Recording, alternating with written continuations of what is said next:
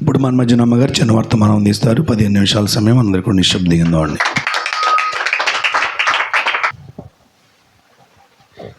దేవునికి స్తోత్రం అండి. అవకాశం ఇచ్చిన ప్రభువారికి నా హృదయపూర్వక వందనాలు. అలాగే కూడినయ్య గారికి, సేవకులకి, సేవకులందరికీ, విశ్వాసులకి, పరిశుద్ధ సంఘానికి కూడా నా హృదయపూర్వక వందనాలు తెలియజేస్తున్నాను. బైబిల్ గ్రంథంలో చిన్న మాటలు చదువుకుందాము. స్థానిక సేవకురాల కుటుంబానికి నా ప్రత్యేకమైన వందనాలు తెలియజేస్తున్నాను. ద్వితీయోపదేశ కాండము, బైబిల్ ఉన్నారు చూడండి. ద్వితీయోపదేశ కాండము 7వ అధ్యాయము,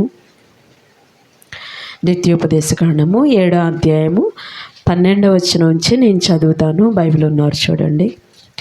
మీరు ఈ విధులను విని వాటిని అనుసరించి నడుచుకొని ఎడల నీ దేవుడని యెహోవా తాను నీ పితరులతో ప్రమాణం చేసిన నిబంధనను నెరవేర్చి నీకు కృపచూపును.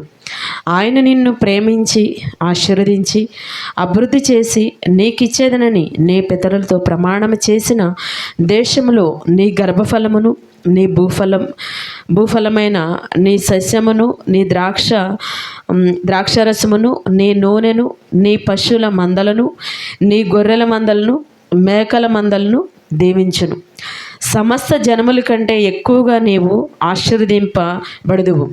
నీలో మగవానికే గాని ఆడదానికే గాని గొడ్డుతనం ఉండదు, నీ పశువుల్లోనైనాను ఉండదు. దేవునికి స్తోత్రం. అందరు బాగున్నారండి?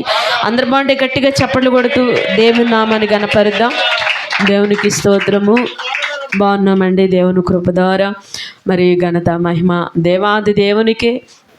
మన నిజంగా గత సంవత్సరం ఇదే కోట నుంచి మరి ఈ సంవత్సరం ఈ కోట వరకు మరి దేవుడు మరి ఇక్కడున్న సంఘాన్ని, అలాగే ఇక్కడున్న సేవకుని కుటుంబాన్ని, అలాగే ఈ కుటుంబ సభ్యుల్ని మనందరినీ కూడా మన ప్రభువారు క్షేమముగా సజీవ సంఖ్యలో ప్రభువారు నిలబెట్టినందుకు దేవునికి స్తోత్రం. Thank you Jesus, thank you Jesus.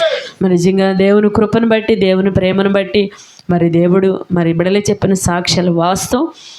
దేవుడు నిజంగా ఎంతో పేద స్థితిలో ఉన్న కుటుంబాన్ని ఇలా చిన్న గృహం దూరేలా లోపలికి వచ్చేవాళ్ళం. ఒకసారి పొడుచుకునేవి కూడా, వాసాలు కూడా మాకు పొడుచుకునేవి.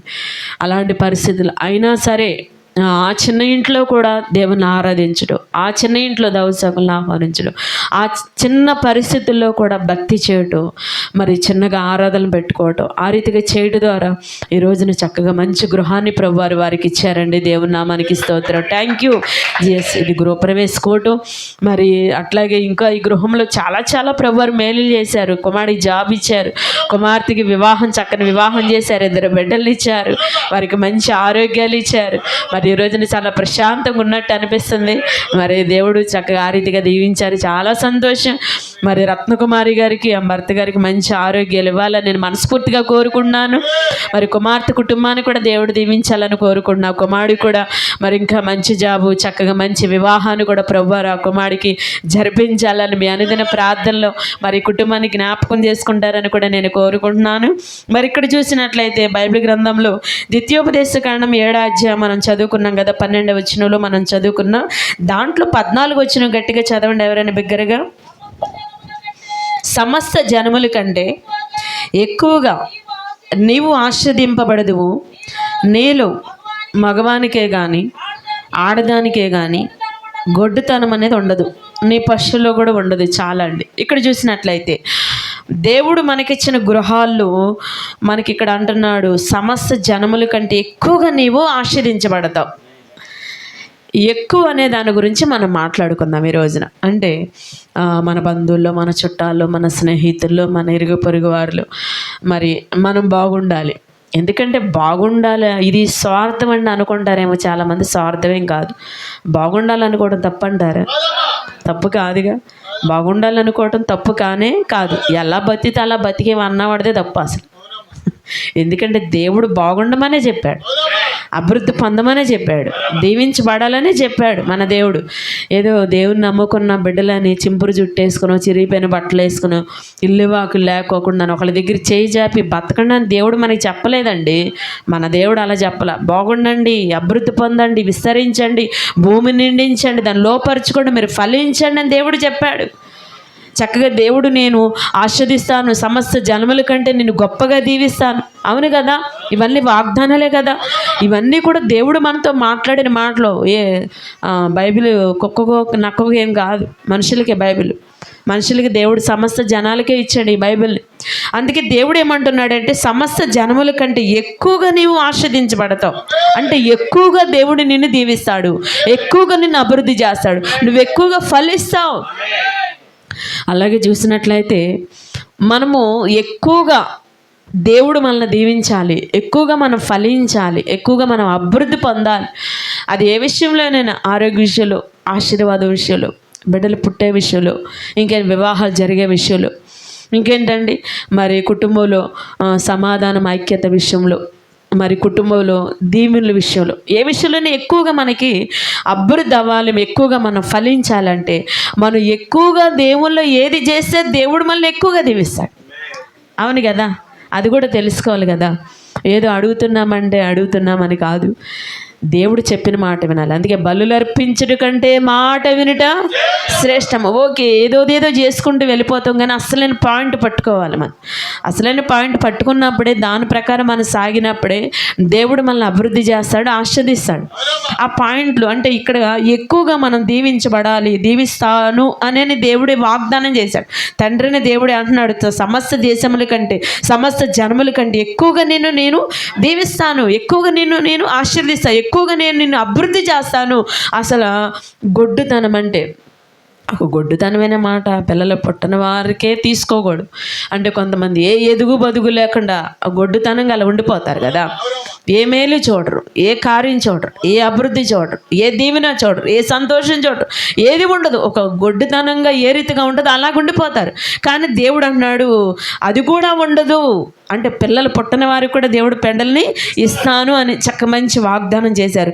ఇలా ఎక్కువగా మనం దీవించబడాలి, ఆస్వాదించబడాలి అని అసలు కోరుకుంటున్నారా? ఫస్ట్ మనకు కూడా ఆశ ఉండాలి. మనిషి కూడా ఆశ లేనివాడు దున్నపోతే పుడతాడు. అలా అని చెప్పి నువ్వు ఏ పని బాట చేయకుండా వచ్చి పడిపోవాలంటే రాదు. దేవుడు నీకు ఇచ్చిన పని చేయి, అప్పచెప్పిన పని చేయి, అప్పుడు దేవుడు ఇస్తాడు. ఇక్కడ చూసినట్లయితే ఎక్కువగా దేవుడు మనల్ని దీవించాలంటే మనం ఎక్కువగా ఏమి చేయాలి?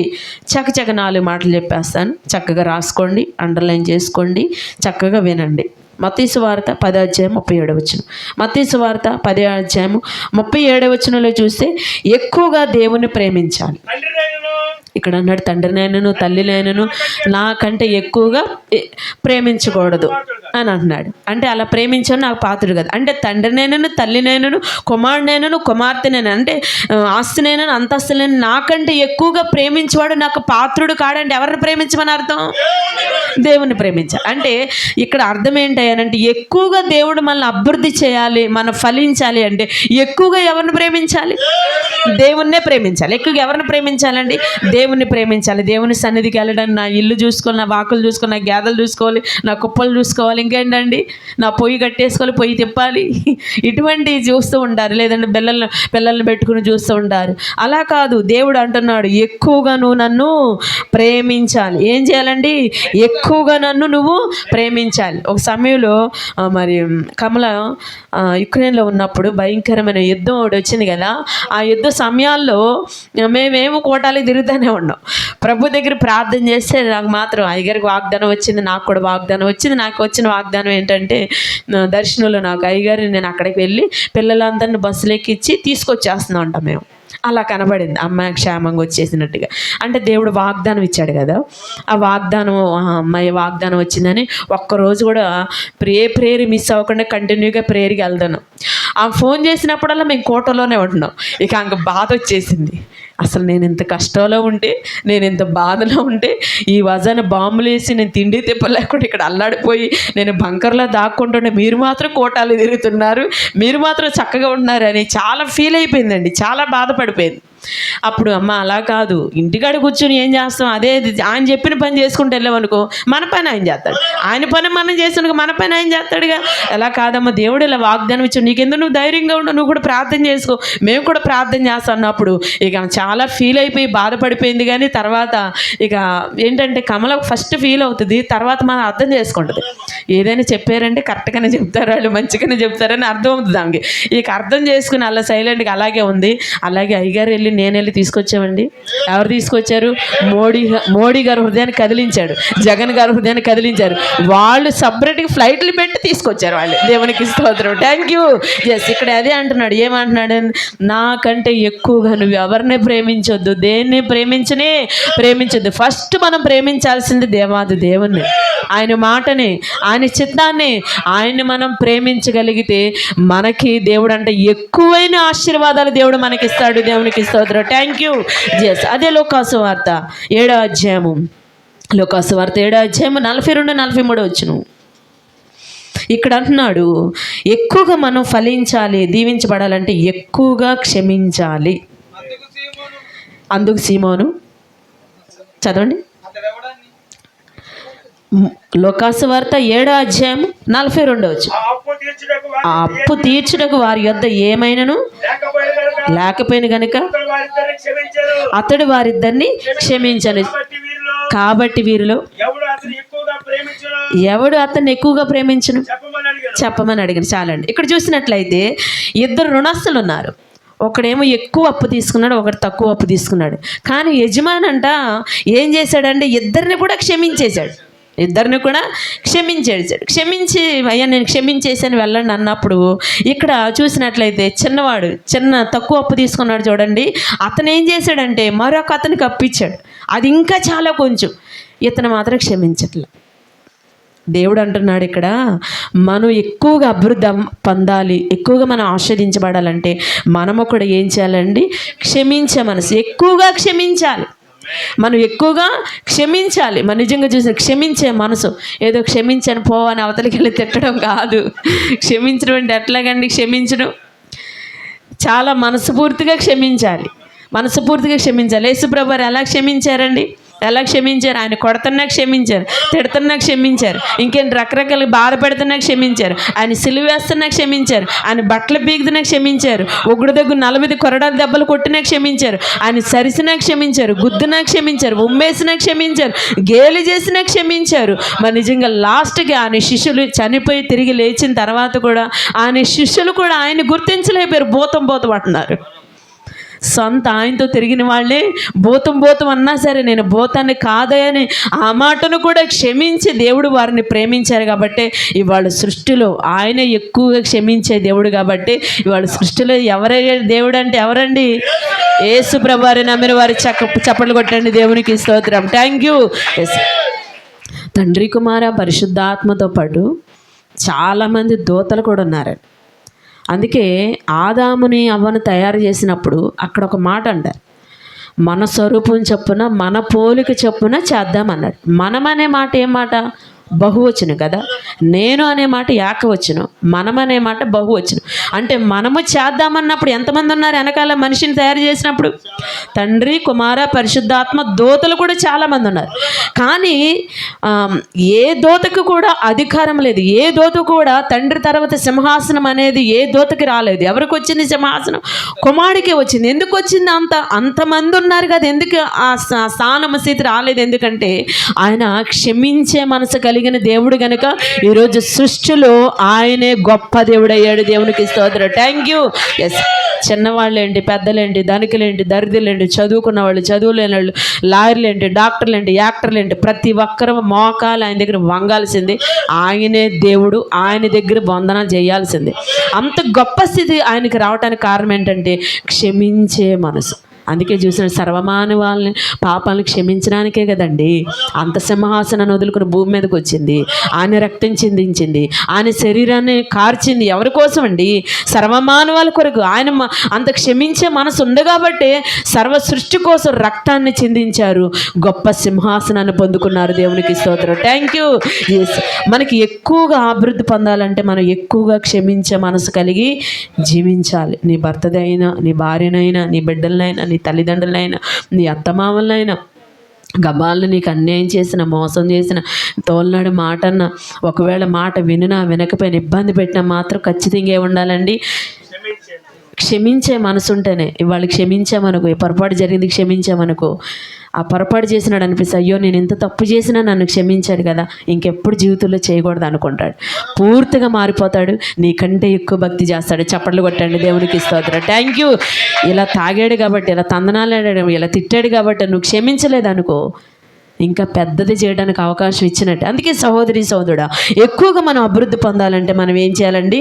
ఎక్కువగా క్షమించే మనసు కలిగి మనము జీవించాలి. అదే లోకాసువార్త 18:39.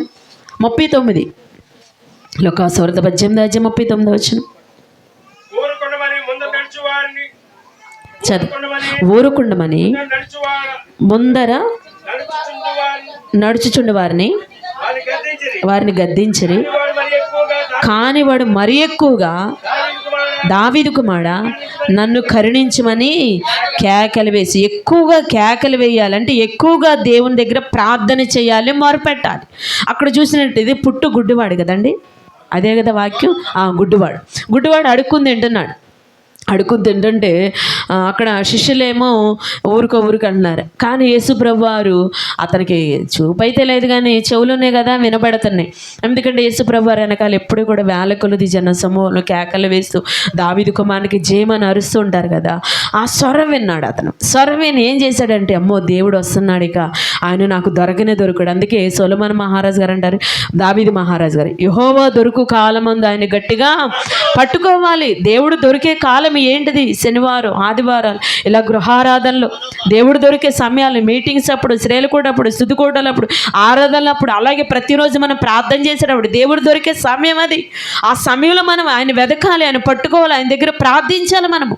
ఇక్కడ చూసినట్లయితే దేవుడు ఆ మార్గాన్ని వెళ్తున్నాడని తెలిసింది. వెంటనే దావీదు కుమారుడా నన్ను కరుణించని బిగ్గరగా కేకలు వేశాడంట. అక్కడ శిష్యులు కానీ కొంతమంది ఉన్న వారికి, ఎందుకు అలా అరుస్తా, ఊరుకో కూర్చో అని అన్నారు. కానీ వాడు ఏం చేశాడండి? మరి ఎక్కువగా భక్తి చేశాడు, మరి ఎక్కువగా ప్రార్థన చేశాడు, మరి ఎక్కువగా మొరపెట్టాడు, మరి ఎక్కువగా దేవుని దగ్గర ప్రార్థించాడు, అరిచాడు. మరి ఎక్కువగా అయ్యా యేసయ్యా అని అరిచాడండి. ఎప్పుడైతే మరి ఎక్కువగా చేశాడో, మరి ఎక్కువగా చేయడం ద్వారా దేవుడు నిలిచిపోయాడు. అప్పటి వరకు వెళ్తున్న ప్రభు మరి ఎక్కువ భక్తి చేయడం ద్వారా దేవుడు నిలబడిపోయాడండి. కానీ కాలు ముందుకు వేయలేపారండి. వేయలేక నిలబడిపోయి, ఏం కావాలి కోరుకున్నా, ఏంటయ్యా నన్ను ఎందుకు పిలిచావు? అయ్యా చూపు పొందాలి, ఆ చూపు పొందు. జరిగిందా లేదండి? వెంటనే అంటే మరి ఎక్కువగా దేవుడు మనకి మేలు చేయాలి, మరి ఎక్కువగా మనల్ని ఆస్వాదించాలంటే మనం ఇలా భక్తి చేసేటప్పుడు కూడా అభ్యంతరాలు పెట్టేవాళ్ళు ఉంటారు. ఇలా కోటం పెట్టేవంటే దుష్టుడు కూడా మనల్ని ఈ కోటను పాడు చేయాలని ఏదో ఒకటి చేస్తుంటాడు. అటువంటి అలాగే ఏదో ఒక ప్రాబ్లం, ఏదో ఒక సమస్య, ఏదో ఒక ఇబ్బంది వస్తూనే ఉంటుంది. కానీ మనం ఏం చేయాలి? ఆగిపోకూడదు. సమస్య వచ్చిందని, ఇబ్బంది వచ్చిందని, కష్టం వచ్చిందని, ఏదో రూపాయి తక్కువైందనో, ఏదో బాగోలేదని మనం ఆగిపోకుండా మరి ఎక్కువగా దేవుని మనం ఆరాధిస్తే, ప్రార్థిస్తే, మరి ఎక్కువగా మనం చేయగలిగితే దేవుడిని విని ఆగిపోతాడు, నిలిచిపోతాడు. దేవునికి స్తోత్రం. Thank you. ఎస్, నా బిడ్డ పిలుస్తుంది, నా కుమారుడు పిలుస్తున్నాడు, ఏదో అవసరము, ఏదో వాళ్ళకి కావాలి, ఏదో లోటు, ఏం కావాలని ఆయన అడుగుతాడు. నిజంగా చూసిన సహోదరి సహోదరుడా, ఇక్కడ అంటున్నాడు ఎక్కువగా మనము ప్రార్థన చేయాలండి. అలాగే బైబిల్ గ్రంథంలో ఎంతమంది ప్రార్థన చేసిన వారు బాగుపడ్డారండి. బైబిల్ గ్రంథంలో అన్న ప్రార్థన చేసింది కదా, బిడ్డలు లేని ఆమె ప్రార్థన చేసింది, ఎక్కువగా దేవుని దగ్గర ప్రార్థన చేసింది, ఆయన దగ్గరే కూర్చుంది. కానీ దేవుడు బిడ్డలు ఇచ్చాడా లేదా? బిడ్డలు ఇచ్చాడు. ఇందాక చదువుకున్న వాక్య భాగం ఏంటి? మీలో గొడ్డుతనం కూడా ఉండదు అంటే, పిల్లల పుట్టిన తనం కూడా దేవుడు తీసేస్తాడంటే ఎక్కువగా దేవుని దగ్గర ప్రార్థించాలి. ఓ తిట్టుకోవడో, తిన్నుకోవడో, గలిబిలి పడడం అనేదానికన్నా ఎక్కువగా మనం ప్రార్థన చేయాలి. అన్న ప్రార్థన చేసింది, బిడ్డలను పొందుకుంది. అలాగే చూసినట్లయితే అబ్రహాము ప్రార్థన చేశాడు, మరి నిజంగా దేవుడు ఎన్నో కార్యాలు చేశాడు. అలాగే చూసిన ఇస్సాకు ప్రార్థన చేశాడు, పొలంలో ఉండి ధ్యానం చేశాడు, చక్కని భార్యని తీసుకొచ్చాడు దేవుడు. ఇలా ఎంతోమంది భక్తులు అండి, మనమే కాదు, ఈ రోజున ఎంతోమంది బైబిల్ గ్రంథంలో భక్తులు మన ముందున్నవారు ఎంతో భక్తి చేశారు, ఎంతో ప్రార్థన చేశారు, ఎక్కువగా శ్రమల్లో కూడా దేవుణ్ణి ఆరాధించారు, ప్రార్థన చేశారు. కాబట్టి దేవుడు నిజంగా గొప్ప గొప్ప విజయాలను కలిగి చేశాడు. చప్పట్లు కొట్టండి, దేవునికి స్తోత్రం. Thank you Jesus. అదే బైబిల్ గ్రంథంలో చూసినట్లయితే ఎక్కువగా దేవుడు మనల్ని దీవించాలంటే మనం ఏం చేయాలి? ఎక్కువగా ప్రార్థన చేయాలి. అదే చూసినట్లయితే రోమీయులకు రాసిన పత్రిక 12వ అధ్యాయము, రోమీయులకు రాసిన పత్రిక 12వ అధ్యాయంలో 3వ వచనం, తన్ను తాను ఎంచుకొన తగిన దానికంటే ఎక్కువగా ఎంచుకొనక దేవుడు ఒక్కొక్కనికి విభజించి ఇచ్చిన విశ్వాస పరిమాణ ప్రకారము తాను స్వస్థబుద్ధి గలవారొకటకై తగిన రీతిగా తన్ను ఎంచుకున్న వలనని నాకు అనుగ్రహింపబడిన కృపను బట్టి మీలోనున్న ప్రతి వానితోనూ చెప్పుచున్నాను. చాలండి. ఇక్కడ చూసినట్లయితే ఈ వాక్య భాగం ఏంటంటే, ఎక్కువగా మనం అభివృద్ధి పొందాలి, ఎక్కువగా మనం ఫలించాలి, దీవించబడాలి అంటే ఎక్కువగా మనము తగ్గించుకోవాలి. ఎక్కువగా మనం ఏం చేయాలండి? తగ్గించుకోవాలి. చాలామంది అంటారు, లోకంలో తగ్గున్నాం అనుకోండి తొక్కేస్తారండి, మనల్ని లేగనివ్వరండి అని అంటుంటారు లోకంలో ఉన్న సామెత. కానీ ఎదిగింపజేసే దేవుడే కదండి. ఏ కార్యం చేసిన దేవుడేగా, ఏ మేలు చేసిన దేవుడేగా, ఏ ఆశీర్వాదం ఇచ్చినా ఆయన ఇవ్వాల్సిందే కదా, ఏ మేలు చేసినా ఆయన చేయాల్సిందే కదండి. ఆయన లేకపోతే మనం ఏమన్నా చేయగలమా? నేను కష్టపడుకుంటున్నాను, నాకు వస్తుంది అనుకోండి, ఆ కష్టానికి నీకు బలం ఎవరు ఇవ్వాలి? దేవుడు ఇవ్వాలి కదా. ఆ బలం దేవుడు ఇవ్వాలి. ఆ బలం ఉంటేనే నువ్వు పని చేసుకుంటావు, ఆ పని చేసుకుంటేనే నీకు ఆ ధనసహాయం, ఆ గ్రాసం వస్తుంది కదా. ఆ బలం దేవుడి వల్ల. అందుకే ఏదైనా దేవుడు చెయ్యాలి కాబట్టి లోకంలో తగ్గుంటూ తొక్కేస్తారేమో కానీ దేవుని దగ్గర మాత్రం తగ్గించుకుంటే నువ్వు అంత గొప్పదానివి లేదు, నువ్వు అంత గొప్పవాడు లేదు. ఇది మాత్రం ఖచ్చితమండి. యేసుప్రభువు ఎంత తగ్గించుకున్నారు? అబ్రహాము ఎంత తగ్గించుకున్నాడండి? అబ్రహాము దేవునితో మాట్లాడేటప్పుడు ఏమన్నాడండి? అయ్యా నేను ధూళినయ్యా, నేను దుమ్మనయ్యా, మాట్లాడటానికి సరిపోను. అలాగే దావీదు ఏమన్నాడండి? నేను దీనుడినయ్యా, మాట్లాడలేనయ్యా. ఏబు భక్తుడు ఏమన్నాడండి? అయ్యా నేను నీ దగ్గర అర్హుణ్ణి కాదయ్యా మాట్లాడటానికి, నా నోటు మీద నా చెయ్య వేసుకుంటానయ్యా అని ఎంతోమంది భక్తులండి. యాకోబు కానీ చాలామంది భక్తులు దేవుని దగ్గర ఎంతో తగ్గింపు కలిగి, ఎంతో విధేయత కలిగి దేవుని దగ్గర ఆ రీతిగా బ్రతికారు, జీవించారు. కాబట్టి నిజంగా అబ్రహాము గజం పాదం పెట్టే స్థలం లేని అతను ఆయన తగ్గింపు ఎంత ఆస్వాదించిందండి. ఆయన తగ్గింపు ఎంత గొప్ప దీవెని కారకుడయ్యాడు. రాజులు కూడా ఆయన చూసి గడగడ వణికిపోయారు. చప్పట్లు కొట్టండి. దేవుని నామానికి స్తోత్రం. Thank you Jesus. అంటే ఎంత తగ్గింపులో ఎంత ఆశీర్వాదం ఉంటుందో తెలుసా? కర్ర చెరచెర బరబరలాడుకుంటూ ఉన్నాం అనుకో, ఎప్పుడు కోపంగా ఏ పాయింట్ మనకు దొరకదు. ఎవరు కూడా ఏది చెప్పలేరు, ఏది మాట్లాడలేరు, ఏ సలహా ఇవ్వలేరు. ఎందుకంటే చూడడానికే అంత కోపంగా ఉన్నా కాబట్టి. అదే ప్రేమగా, సమాధానంగా, ప్రశాంతంగా ఉండు, తగ్గి ఉండు, ప్రతి ఒక్కరు మంచి సలహాలు ఇస్తారు. దేవుడు మాట్లాడతాడు. ఎందుకంటే మనుషుల దగ్గర అలా ఉన్నప్పుడు దేవుడి దగ్గర కూడా అలాగే ఉంటుంది. దేవుని దగ్గర కూడా అలాగే వచ్చేస్తుంది. ఇక అలవాటు అలాగే వచ్చేస్తుంది. అలాగే యేసుప్రభువు దగ్గర ఇద్దరికి ప్రార్థన చేయడానికి వచ్చారు. ఎవరండి? సుంకరి, పరిసేయుడు. సుంకరేమో ప్రార్థనలో కూడా ఎంత తగ్గింపు ప్రార్థన చేశాడు. పరిసేయుడు ఎలా ప్రార్థన చేశాడు? ప్రార్థనలు అంటే తన అలవాటు ఏంటి? బయట కూడా అదే. అందుకే దేవుని దగ్గరికి కూర్చునేటప్పుడు కూడా అదే అలవాటు పోయిందా? పోలా. అలాగే ఉంది. ఆ తగ్గింపు లేకోకుండా నేను గొప్ప అన్నట్టుగా ప్రార్థన చేస్తాడు. కానీ ఎవరిని దేవుడు నీతిమంతులుగా తీర్చాడండి? తగ్గించుకుని ప్రార్థన చేసిన సుంకరి ప్రార్థన దేవుడు ఆలకించాడు. చప్పట్లు కొట్టండి. దేవునికి స్తోత్రం. Thank you. ఎస్, మనం ఎక్కువగా అభివృద్ధి పొందాలి అంటే మనం మాత్రము ఖచ్చితంగా తగ్గించుకోవాల్సిందే. దేవుడు నీకు ఎంత ఇచ్చినా, ఎంత చదువైనా, ఎంత తెలివితేటలైనా, ఎంత జ్ఞానమైనా, ఇంకేంటండి మరి ఎంత ఏది లోటు లేకపోయినా, కొరత లేకపోయినా, కొదువు లేకపోయినా, అలాగే చూసినట్టు ఎంత అందమైన ఏ రీతిగా బంధుబలం లేదంటే కండబలం, అంగుబలం నీకు ఏదున్నా సరే దేవుని కంటే ఎక్కువ కాదు కదా. ఎవరు కూడా దేవుని కంటే ఎక్కువ కాదు కనుక ఆయన ముందు మనం మాత్రం ఎలా ఉండాలండి? తగ్గింపు కలిగి ఉండాలి. చప్పట్లు కొట్టండి. దేవునికి స్తోత్రం. Thank you. ఎస్, తగ్గించుకుని ఉంటేనంట అప్పుడు నీవు ఎక్కువగా అభివృద్ధి పొందుతావు, ఎక్కువగా దీవించబడతావు. ఒక్క మాట నేను చెప్పేసి ముగిస్తాను.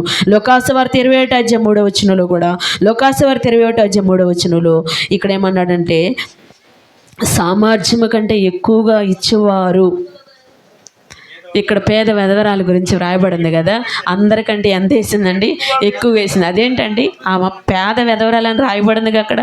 ఆమె పేదది, మళ్ళీ దాని తగ్గట్టు వెధవరాలు ఏమీ లేదు. కానీ పేద వెధవరాలని ఏం చేసింది? అందరికంటే ఎక్కువ వేసిందంట. అంటే అందరికంటే సందాపేటలు ఎక్కువ కానుకేసింది, ఎక్కువ గుప్పులు వేసింది. అందుకే దేవుడు చూసినట్లయితే ఆమె వెధవరాలే, ఆమె పేదదే కానీ ఈ బైబిల్ గ్రంథాల చరిత్రలో ఎక్కింది. అందరూ చప్పట్లు కొట్టండి. దేవునికి స్తోత్రం. అసలు ఆమె ముక్కు మొహం మనం చూసాము. ఆమె ఎవరో తెలియదు మనకి. ఆమె చచ్చిపోయింది కానీ ఆమె సాక్ష్యం బతుకుంది. ఆమె సాక్ష్యం చెప్పుకుంటున్నాం. ఈ రోజుకి ఆమె గురించి మాట్లాడుకుంటున్నాం. అసలు మనం చూసామా, చెందామా, ఏం తెలుసు మనకి? మనకేమీ తెలియదు.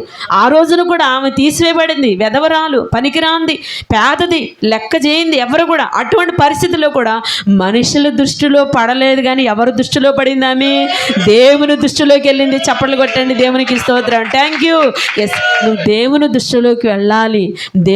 నిజంగా దేవుడు మనల్ని ప్రేమించాలి, మనకి సమృద్ధి ఇవ్వాలంటే మనము కూడా ఏం చేయాలి? మనం ఉన్న దాంట్లోనే దేవునికి సమృద్ధిగా ధారాళంగా చేయాలండి.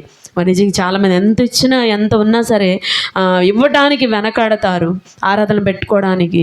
మరి అలాగే దేవుని దశంభాగాలు, మృక్కుబళ్ళు, ప్రథమ ఫలాలు ఇవ్వడానికి, మరి అనుకున్న మృక్కుబళ్ళు చెల్లించడానికి పిచ్చినార్తనంగా రాత్రి ఫ్యామిలీ వచ్చి మాట్లాడుతున్నారు. అసలు ఎన్ని సమస్యలు, ఎన్ని ఇబ్బందులు, ఎన్ని అప్పులు చెప్తున్నప్పుడు ఇక లాస్ట్లో అంత ప్రార్థన చేసి వందనాలయ్యని వెళ్ళేటప్పుడు అన్నారు. అప్పుడు ఇన్ని బాధలు చెప్తున్నారు, అప్పులు కూడా చెప్తే చాలా చెప్పారులేండి వాళ్ళు. అసలు ఎందుకు ఇన్ని సమస్యలు మీకు, అసలు దశమాలు ఇస్తున్నారా మీరంటే మొత్తం నలుగురు కలిసి మొహాలు చూసుకుంటున్నారు. నలుగురు కూడా ఏంటంటే లేదయ్యా, తీయట్లేదు. నలుగురు కూడా దశంభాగాలు తీయట్లేదు. అసలు ఏముంటుందండి, దేవునికి ఇస్తేనే కదా. దేవునికి 1 వంతు ఇస్తే 6 వంతులు ఇస్తానన్న మాట ఊరికే చెప్పాడు దేవుడు. ఊరికే చెప్పాడండి. మీరు గుప్పులు ఇప్పండి, 10వ భాగం తీసుకొని రండి, నేను ఆకాశవాకులు విప్పుతానని చెప్పిన మాట ఊరికే చెప్పాడా? ఊరినే రాయించాడు ఈ బైబిల్ గ్రంథంలో. ఇది ఊరికనే రాసిన ఒక్క మాట కూడా వ్యర్థమైన మాట లేదు. ప్రతి మాటలో చాలా విలువ ఉంది, వాల్యూ ఉంది. ప్రతి మాట కూడా చాలా వాల్యుబుల్ మాట అండి. అంతగా దేవుడు మాట్లాడినప్పుడు నిజంగా ఏంటయ్యా ఇలా చేసుకున్నారు, ఎందుకు ఇన్ని అప్పులు? అయ్యా చేయి తిరగట్లేదు, ఎందుకంటే అప్పుల వాళ్ళకి కట్టేస్తున్నాం. ఇది అప్పు అనుకోవట్లేదా? దేవునికి ఇవ్వద్దా? దేవుడు మనకి ఇస్తున్నాడు కదా. దేవుడు మనకి ఇచ్చినప్పుడు మనం ఆయనకి ఇవ్వడానికి ఏంటండి? 100 రూపాయలు ఇచ్చాడు, 9 రూపాయలు నువ్వే తిని, 90 రూపాయలు నువ్వే తిని. దేవుడు ఎంత అడుగుతున్నాడు? 10 రూపాయలు. అంటే 90 రూపాయలు ఇచ్చే 10 రూపాయలు తినమంటే బాగుంటుందేమో. దేవుడు ఎంత అడుగుతున్నాడండి? 10 రూపాయలు ఇవ్వు, 90 రూపాయలు నీదే, 10 రూపాయలు నాకు ఇవ్వంటే ఎంత దేవుడు ఎంత ప్రేమ చూపిస్తున్నాడు మన మీద. అది కూడా 10 కూడా నాదే అని తినేసినప్పుడు 100 రూపాయలు ఎక్కడొస్తాయి? ఎక్కడి నుంచి వస్తాయండి? మనిషిని చూసినట్లేదు ఇక్కడ అంటున్నాడు, ఎక్కువగా మనం ఫలించాలి, ఎక్కువగా మనం అభివృద్ధి పొందాలంటే దాతృత్వం కలిగి మనం జీవించాలి, ధారాళంగా దేవుని గుప్పులు ఇవ్వాలి. అందుకే సామెతల గ్రంథంలో రాయబడిన మాట ఏంటంటే, ఒకడిచ్చు కానుక వానికి వీలు కలిగి చేస్తుంది, అది గొప్పవారి ఎదుటికి నడిపిస్తుంది. అంటే మనం ఇచ్చే కానుకంటే మనల్ని ఎక్కడికి నడిపిస్తుంది? గొప్ప స్థితిలోకి నడిపిస్తుంది. చప్పట్లు కొట్టండి, దేవునికి స్తోత్రం. Thank you. ఎస్, నిజంగా చూసినట్లయితే ఇలా ధారాళంగా చేసిన వాళ్ళు, సమృద్ధిగా చేసిన వాళ్ళు చరిత్రలో 3 మంది అండి. మన సంఘంలోనే 3 మంది. ఇక్కడున్న బిడ్డలు కూడా ఒకప్పుడు మనకి ఏమీ లేదు, అవునా కాదా? తినడానికి లేదు, కట్టుకోవడానికి లేదు, ఉండడానికి ఇల్లు వాకిలు లేనివాడు. అలాంటిది ఎప్పుడైతే కొంచెం కరెక్ట్గా చేసుకోవడం మొదలు పెట్టామో ఈ రోజున మనకి ఆనాడు అదే పని, ఈనాడు అదే పని. ఎక్కడి నుంచి వచ్చిందండి దీవెన? ఎక్కడి నుంచి వచ్చిందండి ఆశీర్వాదం? మనం ఇచ్చేది కొంచెమే, దేవుడిచ్చేది ఎక్కువ మనకి. దేవునికి స్తోత్రం. Thank you. ఎస్, గృహాల్లో దేవుడు మనల్ని అభివృద్ధి పొందించాలి. మన బంధువులు, మన చుట్టాలు, మన స్నేహితుల కంటే దేవుడు మనకి లోటు చేయకుండా, కొరత చేయకుండా, కొదవ చేయకుండా మనల్ని చూడాలి. అభివృద్ధి పొందాలంటే మనము కూడా దేవుని గుప్పులు, దేవుని సన్నిధికి వెళ్ళాలి. ఆయనకి ఇచ్చేవి కరెక్ట్గానే చెయ్యాలి మనం. అలా చేసినప్పుడు మన కుటుంబాల్లో దేవుడు ఏ లోటు, ఏ కొరత, ఏ కొదువు చేయకుండా ధారాళంగా దేవుడు మనకిస్తాడు. దేవునికి స్తోత్రం. Thank you. ఎస్, నిజంగా రత్నకుమారి గారు, వారి కుటుంబ సభ్యులు కూడా మరి ఆనాటి నుంచి ఈనాటి వరకు నేను చూస్తూనే ఉన్నా. చాలా మంచి విశ్వాసులండి, చాలా మంచి విశ్వాసులు. నిజంగా చాలా విధేయత పరులు, చాలా తగ్గింపు పరులు, చాలా ప్రార్థన చేస్తారు, చాలా పరిచర్య చేస్తారు, చాలా నమ్మకస్తులు అనమాట. దేవుడు ఆ నమ్మకాన్ని, ఆ భక్తిని, ఆ పరిచర్యం చూసే ఈ రోజున మంచి స్థితినిచ్చి, కుమారుడికి మంచి జాబ్ ఇచ్చి ఈ రోజున ఒక లెవెల్లో తీసుకొచ్చాడు, అవునా కాదా? ఒక స్థాయిని దేవుడు ఇచ్చాడండి. ఒకప్పుడు ఎవరికి నచ్చలా, ఈ రోజున అందరికీ నచ్చే రీతిగా దేవుడు చేశాడు. దేవునికి స్తోత్రం. Thank you. ఎస్, ఇలా నడిచే విధానంలో మీరు ఎవరి మాట వినకుండా చక్కగా దౌర్జన్య మాట వింటూ, దేవుని మాట వింటూ, ఆయన అడుగుజాడల్లో భక్తి జీవితంలో బలంగా నిలబడండి. దేవుడు ప్రతి కుటుంబాన్ని దీవిస్తాడు, ప్రతి మనిషిని దీవిస్తాడు. ఏ ఒక్కరిని అన్యాయించాడండి. ఎందుకంటే ప్రతి బిడ్డ ఆయన బిడ్డే కదా. ప్రతి ఒక్కరు ఆయన ఇష్టంగా తయారు చేసుకున్నాడండి, ఇష్టంగా సృష్టించుకున్నాడు. ప్రతి ఒక్కరంటే ఆయనకి చాలా ప్రేమ అండి. మనమన్నా ప్రేమ చూపించం, కానీ ఆయనకి చాలా ఇష్టం. మనం అంటే ప్రతి ఒక్కరు కూడా జాగ్రత్త కలిగి, ఆయనలో భయభక్తులు కలిగి, నీతిమత్తంగా జీవిస్తూ ఆయనకి ఇష్టంగా బ్రతికితే దేవుడు ప్రతి ఒక్కరిని దీవించి, ఆశీర్వదించి, గొప్పగా దేవుడు అందరికంటే ఎక్కువగా దేవుడు మనల్ని దీవించిన అన్నాడు. దేవునికి స్తోత్రం. Thank you. ఎస్, ఈ చిన్న మాటలు చెప్పి ముగిస్తున్నాం. మీ అందరికీ నా హృదయపూర్వక వందనాలు. దేవుని స్తోత్రం నుండి చిన్న ప్రార్థన చేద్దాం. మహాగణుడివి, కృపామేడు, ప్రేమగల్లేవా, నీ పాదాలకి వలాది కోట్లాది స్తుతులు స్తోత్రము. ఈ ఉదయం ఈ మధ్యాహ్న కాలమందు నీ కుమార్ చెప్పిన వర్తమానం దీవించి ఆస్వాదించి సరసమృదయించను. క్రీస్తు వారి పేరు నడుచున్నాం తండ్రి.